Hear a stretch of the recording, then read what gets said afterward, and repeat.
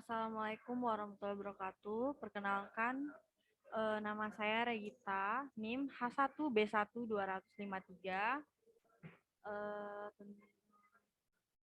Mata kuliah Kajian Demokrasi, saya akan menjelaskan tentang civil society di Indonesia. Civil society, apa itu civil society di Indonesia? Konsep konsep civil society merupakan konsep tentang masyarakat yang mandiri atau otonom, yakni sebagai entitas yang mampu memajukan diri sendiri, tidak dibatasi oleh intervensi negara dan pemerintahan dalam realitas, dan memperlihatkan sikap kritis dalam kehidupan politik. Peningkatan peran masyarakat atau masyarakat sipil atau civil society dalam demokratisasi di Indonesia dianggap sangat penting. Hal ini tertuang dalam Undang-Undang Nomor 17 Tahun 2007 tentang Rencana Pembangunan Jangka Panjang Nasional atau RPJPN. Civil society yang dimaksud mencakup institusi non-pemerintah yang berada di masyarakat yang mewujudkan diri melalui organisasi, perkumpulan, atau pengelompokan sosial dan politik yang mandiri seperti organisasi sosial dan keagamaan, LSM, paguyuban, eh, dan kelompok-kelompok kepentingan dan sebagainya yang juga bisa mengambil jarak dan menunjukkan otonomi terhadap negara. Civil society menurut para ahli. Menurut Abraham Lincoln, pendapat bahwa pemerintah berasal dari rakyat, oleh rakyat dan untuk rakyat, dengan semua dikembalikan kepada rakyat, rakyat akan mempunyai ruang gerak yang luas untuk memperkuat civil society. Masyarakat akan merasa aman, negara tidak akan semena-mena, dan hal inilah yang akan menaikkan posisi kedaulatan rakyat di hadapan negara.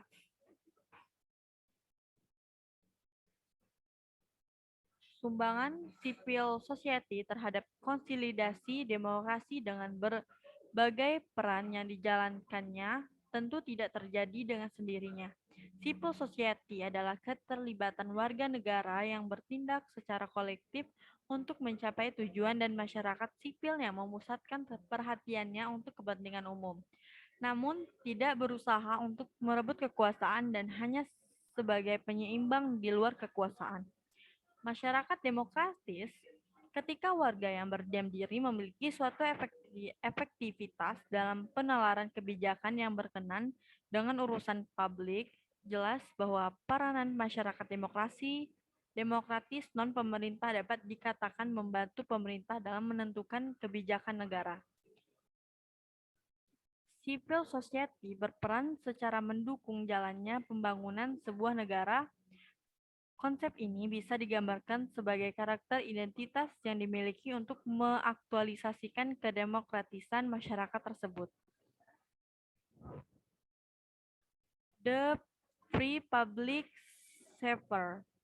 Habermas, seorang tokoh mazhab Frankfurt, melalui konsep The Free Public Sphere atau ruang publik yang bebas di mana rakyat sebagai citizen memiliki akses atas setiap kegiatan publik.